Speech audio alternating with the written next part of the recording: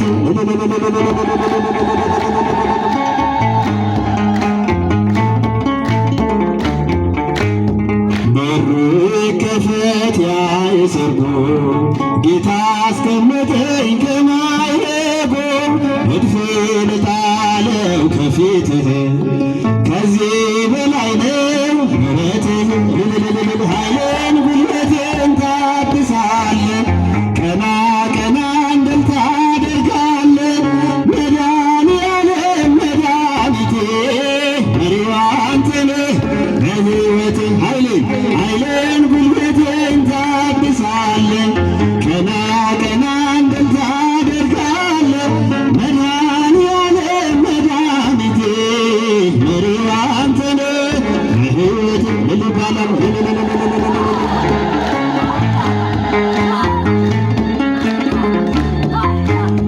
በጎና መልካም ካንተ ነው ዓለምና ላገኘው ክብሬን አንተ መድኃኒቴ በቃል ዳነች ሰውነቴ ኃይልን ጉልበቴን ታድሳለህ ቀና ቀና እንድል ታደርጋለህ መድኃኔዓለም መድኃኒቴ መሪዋ አንተ ነህ በሕይወቴ ኃይልን ጉልበቴን ታድሳለህ ቀና ቀና እንድል ታደርጋለህ መድኃኔዓለም መድኃኒቴ መሪዋ አንተ ነህ በሕይወቴ የልዳው እምነቱን የረሳለ አንገቱ ላይ ማተብ አንጠልጥሎ ለምን እንዳንጠለጠለው የማይረዳ የዘነጋ አለ።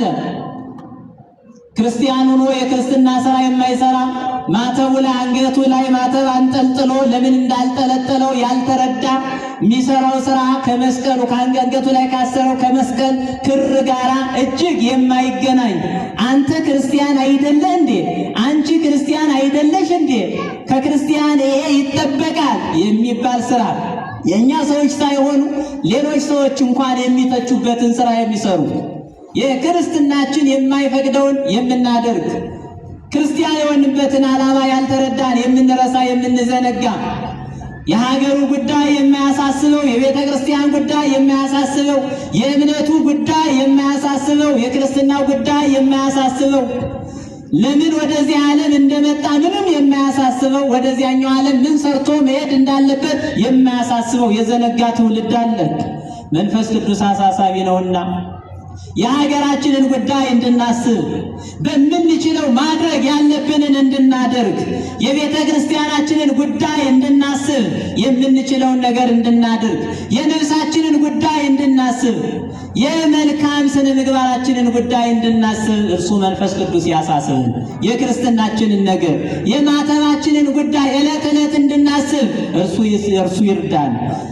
ለምን ካላችሁ እጅግ በጣም ብዙ ሰው ክርስትናውን ስለዘነጋው የክርስትናውን ምግባር እየገለጸው ስላልሆነ ማተቡ ሌላ ስራው ሌላ እምነቱ ሌላ ተግባሩ ሌላ ስለሆነ ስለዚህ ይሄን ማሳሰብ የማን መንፈስ ቅዱስ ስለሚያሳስብ መንፈስ ቅዱስን አሳስብን። የተጠራንበትን ዓላማ እንዳንረሳ እንዳንዘነጋ የሀገራችንን ጉዳይ አንተ አሳስብን። የቤተ ክርስቲያናችንን ጉዳይ አንተ አሳስብን። የነፍሳችንን ጉዳይ አንተ አሳስብን። የማተባችንን ጉዳይ አንተ አሳስብን። የክርስትናችንን ጉዳይ አንተ አሳስብን እያልን በየጊዜው መጸለይ ያስፈልጋል ማለት ነው። ስለዚህ ክርስቲያኖች መንፈስ ቅዱስ ለሐዋርያት የወረደው ለምንድን ነው ከተባለ ለማሳሰብ ነውና የተጠራንበትን ዓላማ የተመረጥንበትን ዓላማ የረሳን ሰዎች ልንኖር ስለምንችል መንፈስ ቅዱስ በየጊዜውና በየሰዓቱ በልዩ ልዩ ምክንያት መንፈስ ቅዱስ ማስተማር ይችላል። በመምህራን አድሮ አንተ የተጠራው ለዚህ ነው፣ በመጻሕፍት አድሮ መጽሐፍ ስናነብ አንተ ለተጠራው ለዚህ ነው እያለ የቤተ ክርስቲያናችንን የእምነታችንን የነፍሳችንን ጉዳይ እንዲያሳስበን እርሱ መንፈስ ቅዱስ ይወረድልን። ይሄ መንፈስ ቅዱስ ለሐዋርያት ወረደ። ምን ለማድረግ? ኃይልን ለመስጠት፣ ለማጽናት፣ ለማሳሰብ ወረደ። 72 ቋንቋ 71 ቋንቋ ገለጸላቸው። ሐዋርያት ከዚያ በኋላ በኃይል የክርስቶስን ትንሣኤ እየመሰከሩ እነ ቅዱስ ጴጥሮስ በአንድ ቀን ከ3000 በላይ ሕዝብ እስከ ማጥረቅ ደርሰው መንፈስ ቅዱስን ተቀብለው በእምነታቸው ጸንተዋልና በእምነታችን እንድንጸና ኃይለ መንፈስ ቅዱስ በሁላችንም ላይ ይደር። እግዚአብሔር ከኛ ጋር ከሆነ በሉ ይህ ሁሉ ነገር ስለምን ደረሰብን? መጽሐፈ መሳፍንት ምዕራፍ 6 ቁጥር 13 እግዚአብሔር ከቤተ ክርስቲያን ጋር ነው። እግዚአብሔር ከክርስቲያኖች ጋር ነው። እግዚአብሔር ከልጆቹ ጋር ነው። እግዚአብሔር በስሙ ከታመኑትና አምነውት ከወጡት ጋር ነው። እግዚአብሔር ከሕዝቡ ጋር ነው። እግዚአብሔር ከልጆቹ ጋር ነው። እውነት ሐሰት? ስለሷ የደም ዋጋ የከፈለላት ቤተ ክርስቲያን መሰረቷም ጉልላቷም የሆነላት ቤተ ክርስቲያን እግዚአብሔር ከእርሷ ጋር ነው። ደግሞም በአራያው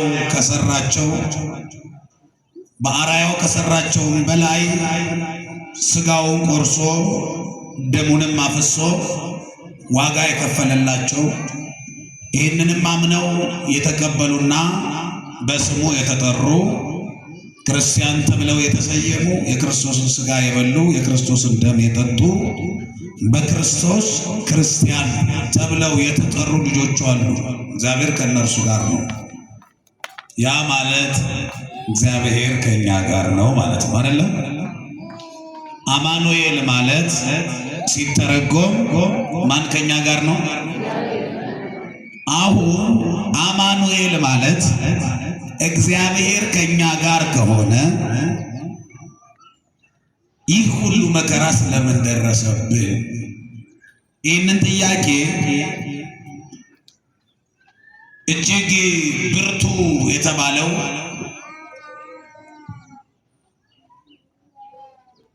ብዙ ፈተናዎችን ያሳለፈ በብዙ ውጣ ውረድ ውስጥም ያለፈ እግዚአብሔር ያበረታው ጌዴዎን የተባለ ሰው ነው የተናገረው።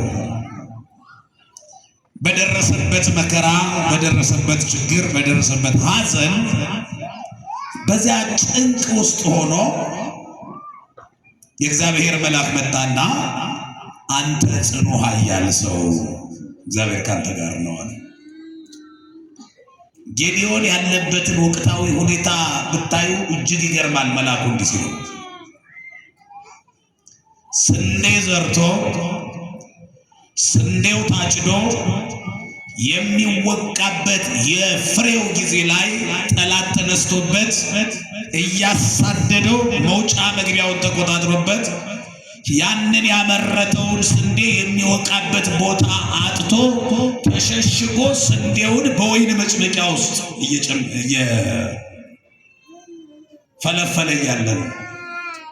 በፍርሃት ተሸሽጎ ጠላት ከቦት እያሳደደው ዙሪያውን የጠላት ቀጠና ሆኖ በጠላት አጥር ስር ሆኖ እያለ የእግዚአብሔር መልአክ መጣና አንተ ምን አይነት ሰው አለ? አንተ ጽኑ ኃያል ሰው፣ አንተ ብርቱ፣ አንተ ጎበዝ፣ አንተ ጀግና ይላል። እሱ ፈርቶ ስንዴውን በወይን መጭመቂያ እንደዚህ እኮ አይደረግም። በቡና መፍጫ ጤፍ መፍጨት እንደማለት ነው። የጨነቀው ካልሆነ ይሄ እንግዲህ ይሆናል። አማራጭ ያጣ ግራ የገባው ካልሆነ እኮ ያየው። ይህን በሚያደርግበት ወቅት አንተ ጽኑ ኃያል ሰው አለና ቀጣዩ ደግሞ ይባስ ብሎ እግዚአብሔር ከማን ጋር ነው? እግዚአብሔር ካንተ ጋር ነው ሲለው መልአኩ ጌዴዎን መለሰና እንዲህ አለ፣ እግዚአብሔር ከኛ ጋር ቢሆንማ አለ። አንዳንድ ጊዜ ሁላችሁ ክርስቲያኖች እግዚአብሔርን የምንረዳበት መንገድ በጣም የተሳሳተ ነው። እግዚአብሔርን ማምለክ ማለት አለመፈተን ይመስለናል። እግዚአብሔርን የሚያመልክ ሰው ከፈተና ነፃ ለመሆን አይደለም የሚያመልከው። እንዲያውም ክርስቲያን እኔን ስላመለካችሁ ብቻ ፈተናችሁ ይበዛል ተብሎ ነው የተነገረው። ስለማተባችሁ፣ ስለነጠላችሁ ብዙ ሽሙጥ፣ ብዙ አሽሙር ታስተናግዳላችሁ። በዚህ ብቻ ተብሏል። ስለ ስሜ በአሕዛብ ዘንድ ሁሉ የተጠላችሁ ትሆናላችሁ። ስለ ስሜ ክርስቲያን በሚለው ስም ማለት የሱ ስሙ ክርስቶስ ነው። በዚህ ስም ብቻ ትጠላላችሁ። ምንም ሳታደርጓቸው፣ ምንም ሳትገፏቸው፣ ሳትደርሱባቸው ይጠሏቸዋል። በምን ምክንያት? ስለ ስሙ ብቻ። ስለዚህ የጌዴዎን አረዳድ እግዚአብሔር ከእርሱ ጋር የሆነለት ሰው አይፈተንም። እግዚአብሔር ከእርሱ ጋር የሆነለት ሰው አልጋ ባልጋ ነው መንገዱ ብሎ እንዳላሊበላ የእናቶች ዝማሬ ሁሉ ነገር አልጋ ባልጋ እንዲሆንለት ነው የሚፈልገው። እንደሱ አይደለም ክርስትና። እንደሱ አይደለም ክርስትና። ክርስትና ማለት እድል እንዲወጣልን፣ አሜሪካ እንድንሄድ፣ ሎተሪ እንዲደርሰን፣ ህይወታችን የተደላደለ እንዲሆን ለሱ አይደለም ያመለክ ነው። እግዚአብሔርን ሊፈታ የሚችለው ችግር ይሄ አይደለም። ከዚህ ያለፈ የሰማይ አጀንዳ ነው ያለው እግዚአብሔርን ስናመልክ። ስለዚህ ጌዴዎን በነበረበት ወቅት እስራኤላውያን ለምድያማውያን ተላልፈው በተሰጡበት በዚያ ዘመን ተማርከው ጠላት በርትቶባቸው በነበረበት ሰዓት መልአኩ መጥቶ ዛሬ የሆነውን አይደለም ነገም የሆነውን አይቶለት እግዚአብሔር ጌታ መልአክ መጣና አንተ ጽኑ ኃያል ሰው እግዚአብሔር ካንተ ጋር ነው። እግዚአብሔር ከማን ጋር ነው? ያ እግዚአብሔር ከሁላችን ጋር ይሁን፣ ካንተ ጋር ነው ሲለው እምነቱ ስለተሸረሸረ ስለከበደው የመከራው ብዛት አንዳንድ ጊዜ እንድንጠራጠር እንድንፈተን ያደርገናል። በእውነት እግዚአብሔር ቢኖርማ ወደ ማለት እንድንመጣ ያደርገናል። እግዚአብሔር ቢኖር ኑሮ እንዴት የሁሉ ግብ ሲፈጸም እንላለን። እግዚአብሔር ባይኖር ኑሮስ ይሄ ጨለማ እና የአብርሃን ይፈራረቅ ነበር ወይ? እግዚአብሔር ባይኖርማ ገጣሚው ነው አታስታውሱ? እንዲህ አይነት ጭንቅ ያለ ነገር ሲገጥመው ልጅ አባቱን በቢላዋ አርዶ ሲገለው የለህም እንዳልል ይመሻል ይነጋል፣ አለህም እንዳልል እንዲህ ይደረጋል። እየሰማችሁ ነው? እየሰማችሁ ነው? አለህም እንዳልል እንዲህ ይደረጋል፣ የለህም እንዳልል ይመሻል ይነጋል። ግራ የገባው ገጣሚ እንዴት ልጅ አባቱን እንደዚህ ያደርጋል ብሎ ገጠመ። አዎ እስቲ እግዚአብሔርማ በሉ አለ። በእርግጠኝነቱ ናችሁ በሉት። ግዴላችሁም ድገሙት። እግዚአብሔርማ አለ። እግዚአብሔርማ ትክክል ነው። ሁልጊዜ ትክክል እኮ ነው። ሁልጊዜ በምንም ውስጥ እግዚአብሔር ትክክል ነው። በምንም ውስጥ እግዚአብሔር ልክ ነው። አሁን ያ ልክነቱ ለኛ ነው ማይታየን። ይኸውላችሁ እኛ ምንም እንኳን ለልጆቻችን ወላጅ ብንሆንም ለልጅ ልጆቻችን ደግሞ አያት ብንሆንም ለእግዚአብሔር ሁላችን ምንድነን? ለእግዚአብሔር ሁላችን ምንድነን? ልጅ ነን። ልጅ እስከሆነ ድረስ ደግሞ የልጅ አይን አጥርቶ አያየው። የልጅ አይን አጥርቶ አያየው። የሚያብረቀርቅ ሁሉ ወርቅ ይመስለዋል፣ ትክክል ይመስለዋል። ልጅ ደግሞ ሁል ጊዜ እውነትን ከሐሰት የሚለይበት አቅም የለውም። ለዚህ እኮ ነው ሁል ጊዜ ወላጅ የተሳሳተ መስሎ የሚረዳበት ጊዜ አለ። ልጅ እንዲህ መጫወት በሚለዋ መጫወት አለብኝ ይላል። ልጅ ለሱ ትክክል ነው። አይሆንም ብላ እናት ስትከለክለው ትክክል አይመስለውም። እናት የተሳሳተች እናት ክፉ ሊመስለው ይችላል። እናት ግን በምንም ሂሳብ ክፉ አይደለች ማለት ነው። ብትከለክልም ብትፈቅድም ምንድናት? እናት ናት። ስለዚህ እግዚአብሔር ሁል ጊዜ ትክክል ነው። እግዚአብሔር ልክ ነው። ታዲያ እግዚአብሔር ከኛ ጋር ነው። እስቲ እግዚአብሔር ከኛ ጋር ነው ብሉ። እርግጠኞች ናችሁ? እርግጠኞች ናችሁ? ጥያቄው እግዚአብሔር ከኛ ጋር ከሆነ ነው። አሁን ርዕሱ ይህ ሁሉ መከራ ስለምን ደረሰብን ነው ርዕሳችን። ይህ ሁሉ ነገር ስለምን ደረሰ? በወቅቱ እስራኤል ዘሥጋ በዚያ ዘመን የነበሩት ሕዝብ እስራኤል ዘሥጋ ነው የሚባሉት። እኛ ደግሞ እስራኤል ዘነፍስ ነው የምንባለው። የነሱ ጥፋት ምንድን ነበረ? እስኪ እንየው። ምን ቢበድሉ ነው እግዚአብሔር እንደዚህ ለባዕድ አሳልፎ የሰጣቸው? መከራቸውን ያበዛው፣ ደማቸው እንደ ቆሻሻ ውሃ ሲፈስ እግዚአብሔር እንዴት ዝም አለ? እግዚአብሔር እንዴት ዝም አለ? እግዚአብሔር እንዴት ታገሰ? ትዕግስቱን አስባችሁታል? እግዚአብሔር ገርሞናል እኮ ለኛ ራሱ ለኃጢአተኛው ራሱ እኮ ገርሞናል። እኛ ክፉን ነው እግዚአብሔር እንዴት ታገሰ የምንለው። እግዚአብሔር እኮ ሁሉንም ነው የሚታገሰው። እየሰማችሁ ነው አይደል? እግዚአብሔር ፈጥኖ መስጠት አለበት፣ ጸሎታችንን መስማት አለበት ብለን እናያለን። እግዚአብሔር ግን ፈጥኖ አልሰማንም እንላለን እንጂ ፈጥኖም እኮ አልቀጣንም አይደል? አዎ ያ ጸሎታችንን ሰምቶ ወዲያው ያልመለሰው እግዚአብሔር ኃጢአታችንን አይቶ ወዲያው አልቀጣንም። ስለዚህ እግዚአብሔር ሁልጊዜ ትክክል ነው ያለው እንደዚህ ነው። እግዚአብሔር በራሱ ቀመር ነው የሚሰራው። በአሾክሿኪ በአቃጣሪ አይሰራም። እግዚአብሔር የራሱ ጊዜ አለው። ጽዋው እስኪሞላ ይጠብቃል። እግዚአብሔር የፍርድ ቀን አለው። እግዚአብሔር እስቲ እንደዚህ በሉ፣ እግዚአብሔር በሉ፣ አይዘገይም፣ እግዚአብሔር አይቸኩልም። ድገሙት አንዴ። እግዚአብሔር አይዘገይም፣ እግዚአብሔር አይቸኩልም። ሁሉንም በጊዜው ውብ አድርጎ ይሰራል። ሁሉንም በጊዜው ቀደም ብሎ አይደለም፣ ትንሽ ወደ ኋላ ብሎም አይደለም፣ ቆየት ብሎ አይደለም። በጊዜው እግዚአብሔር በጊዜው ይሰራል። የፍርድ ጽዋ እስኪሞላ ግን እግዚአብሔር ይጠብቃል፣ ትዕግስቱ እስኪገርመን ድረስ። እኛ እኮ ምን ነው እንዲህ አድርጎ በሰራው፣ ምን ነው እንዲህ ቢያደርግ እግዚአብሔር ብለን የሱ አፈ ጉባኤ፣ የሱ ቃል አቀባይ፣ የሱ አማካሪ መሆን ስንት ቀን አማረን። እግዚአብሔር ዝም ይላል። እግዚአብሔር ዝም ይላል።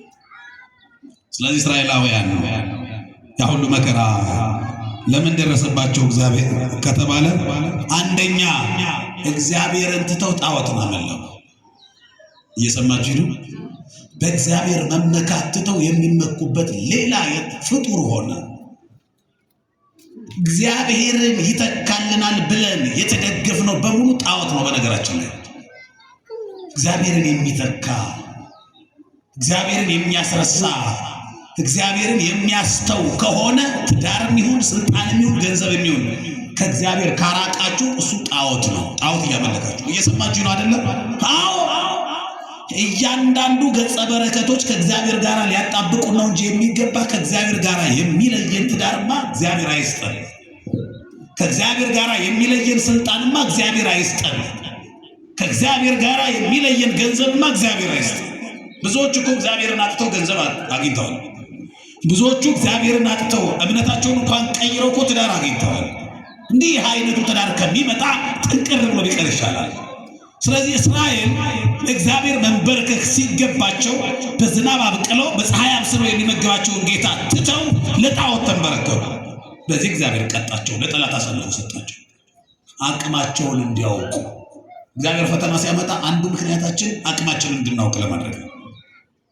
በፈተና በኩል የሚያስተምረው ብዙ ትውልድ አለው እግዚአብሔር።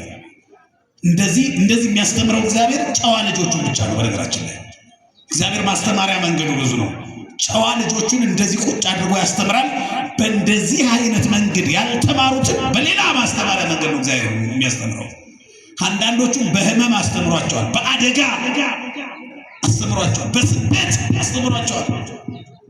ስንቱ ጋጠወጥ የነበረው፣ ስንቱ ስርዓት አልባ የነበረው ከሆነ አደጋ በኋላ፣ ከሆነ ህመም በኋላ፣ ከስደት ጊዜ በኋላ፣ ከሆነ ፈተና በኋላ ስርዓት ያለው ይሆናል፣ ይማራል ማለት ነው በዛ።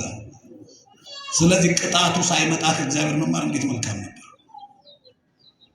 እግዚአብሔር በቅጣት ሳያስተምረን፣ እግዚአብሔር በስደት ሳያስተምረን፣ እግዚአብሔር በመከራ ሳያስተምረን፣ እግዚአብሔር ቃሉን፣ ትምህርቱን፣ ይሄን በጎ ምክሩን እንዲህ ብንሰማ እንዴት ጥሩ ነበረ።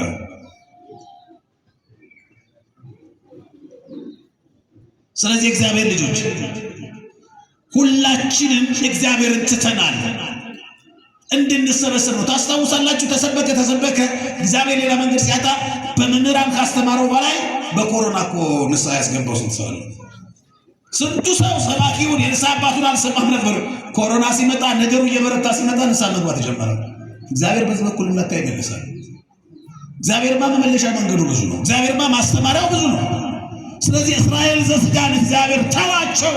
ለምን ተወን? እግዚአብሔር ከኛ ጋር ከሆነ ይህ ሁሉ መከራ ስለምን ደረሰብን ሲሉ መልሱ ትታችሁኛል፣ ለባዕድ አምልኮ ለጣዖት ሰግዳችኋል፣ እኔን ገሸሽ አድርጋችኋል፣ ድምፄን ከመስማት ወደ እኔ ከመቅረብ ቸል ብላችኋል። እግዚአብሔር መልሱ ይሄ ነው። ወደ እርሱ እንድንቀርብ እሱንም እንድናመልክ እግዚአብሔር ሁላችንንም ይርዳን። ሁለተኛው ምክንያቱ ከባዕዳን ወይም ደግሞ በእምነት ከማይመስሏቸው ሰዎች ጋር ተጋብተዋል። እነዚህ እስራኤላውያንን እግዚአብሔር አሳልፎ ሰጣቸው። በእምነት መጽሐፍ እንዲህ ይላል፣ በሃይማኖት ከማይመስሉ ሰዎች ጋር ጋብቻ መፈጸም የሰይጣን አማች መሆን። እየሰማችሁ ነው አይደል? በሃይማኖት የማይመስሉ ሰዎች ጋር ጋብቻ መፈጸም የሰይጣን አማች መሆን። ለምን? ያ ሰው አባቴ ብሎ የሚጠራው ማንን ነው? ሰይጣን ነው። የሚያመልከው እሱን ነው። እስቲ እግዚአብሔር ያሳያችሁ። አሁን እንደዚህ አይነት ህይወት ውስጥ ጾም ሲፈታ መቼ ነው ሲጀምር? ጾም የሚገባበት ቀን የለም። የዚህኛው ሲፈታ የዚህኛው ይገባል። እየሰማችሁ ነው አይደል? አንድ ቀን የሚበሉበት ተመሳሳይ ጊዜም የለም። ደግሞስ ማዕድ ተው ጾም አይፈታም አይጾምም። ግን ደግሞ ቢገባስ አንድ ላይ ማዕድ በምን ስም ነው የሚጸለዩስ? አስባችሁታል? ያ ህይወት እንዲህ ዝብርቅርቅርቅ ያለ እንዲህ አይነት ህይወት አለ። በጣም የሚገርማችሁ አንቺ በሃይማኖትሽ እኔም በሃይማኖቴ ዋናው ፍቅር ነው። ምን ፍቅር አለ? እንደዚህ አይነት ፍቅር አለ? እንደዚህ አይነት ፍቅር አለ? እንደዚህ አይነት ፍቅር እግዚአብሔር ያውቃል? እንደዚህ አይነት ፍቅር ነው እንዴ እግዚአብሔር ተፋቀሩ ሲል እንዲህ አይነት ህይወት አለ? እንዲህ አይነት ትዳር እንዲመሰረት ነው እግዚአብሔር በገነት ሲመሰርተው የመጀመሪያው ትዳር የአዳምና ሔዋን ትዳር እንዲህ አይነት ትዳር ነው ወይ? አያችሁ? ስለዚህ በዚህ ህይወት ውስጥ እንድንኖር እግዚአብሔር አይፈልግም። ወደማንወጣው አዘቅት ውስጥ እየገባን ነው። ከእግዚአብሔር ወደ ጋኔን ወደ ሰይጣን እየሄድን ነው። በዚህ መንገድ እግዚአብሔር ያዝናል። እየሰማችሁ ነው አይደለም? አዎ። ሌላው መከራ ከመጣ ወደ ንስሐ እንድንመለስ ነው። ቅድም እንዳልኳችሁ እግዚአብሔር ፈተናዎችን ያመጣል። እግዚአብሔር ፈተናዎችን እያንዳንዳችን የፈተና ምንጮች ይለያያል። ከራሳችን ከስጋ ፍላጎታችን የተነሳ የምንፈተነው ፈተና አለ። እኛ ራሳችን በነገራችን ላይ ተፈታኝ ብቻዎች እኮ አይደለም፣ ፈተናዎች ነን እኛ ራሳችን። አንዳችን ፈተና ነው። በቃ ፈተና የኛ ሰውነት ራሱ የፈተና ምንጭ ነው። ስግብግብነት፣ ሐሜት፣ ምን የሚባለው ነገር ከኛ ነው የሚመነጨው። ይሄ ስጋዊ ፍላጎታችን ራሱ ፈተና ነው። ስለዚህ እኛ ተፈታኝ ብቻ አይደለንም፣ ፈተናም ነን። እስቲ በሉ ምንድነን? ስንቱን ፈተና ሆንበት። ስንቱን ለስንቱ ፈተና ሆነ። ስለዚህ በዚህ ህይወት ውስጥ ስንኖር እግዚአብሔር ከዚህ ህይወት ወጥተን ወደ ተቀደሰው ዓላማ ወደ በረከቱ መንገድ እንድንመለስ እግዚአብሔር መመለሻ መንገዱ ነው ፈተና። ወደ እሱ እንድንመለስ ነው። ስለዚህ የተወደዳችሁ የእግዚአብሔር ልጆች፣ ቤተክርስቲያኗ በክርስትና ህይወት ውስጥ ያሉ ሰዎች ቅድም እንዳልኳችሁ መከራ ላይ ነን። ግን ማን ከኛ ጋር ነው? እግዚአብሔር ከኛ ጋር ከሆነ ይህ ሁሉ ስለምን ደረሰብን? የትምህርታችን ርዕስ ነው። አሁን ይህ ሁሉ መከራ ስለምን ደረሰብን? የእግዚአብሔርን ቃል ከመስማት ወደኋላ ብለናል። ወደ ቤቱ ከመሰብሰብ ወደኋላ ብለናል። የፈተና ምንጮች ሆነናል። ራሳችን ለቤተ ክርስቲያን የውጭ ጠላት ፈተና ከሆነባት በላይ እኛ ራሱ ለቤተ ክርስቲያን በጣም ፈተና ሆነናል። ከውስጥም ከውጭም ነው እንዳበሻ ዳቦ እሳት የሚነድባት ቤተ ክርስቲያን ነው። በጣም ነው የሚገርመው። በእንደዚህ ማዕበል ውስጥ እንዲሆና መኖሯ ራሱ ይገርመኛል። የሚጠብቃት ሙሽራዋ ክርስቶስ ስለማይተኛ ነው። ክብር ምስጋና ለቤተ ክርስቲያን አምላክ ይሁን። አመስግኑት ይህንን ድንቅ አምላክ። እህታችን ረጅሙን ኪሎ ሜትር አቋርጣ ከአየር ጤና ነው። ያው እርግጠኛ ነኝ ጠዋትም አገልግሎት ስለሚኖር አሁን ደርሳለች። መሀል ላይ ዝማሬ ዘምረን ቀሪውን መርሃ ግብር ደግሞ እናጠናቀቃለን። ወደ ዝማሬት ፍቅር ተታደሰ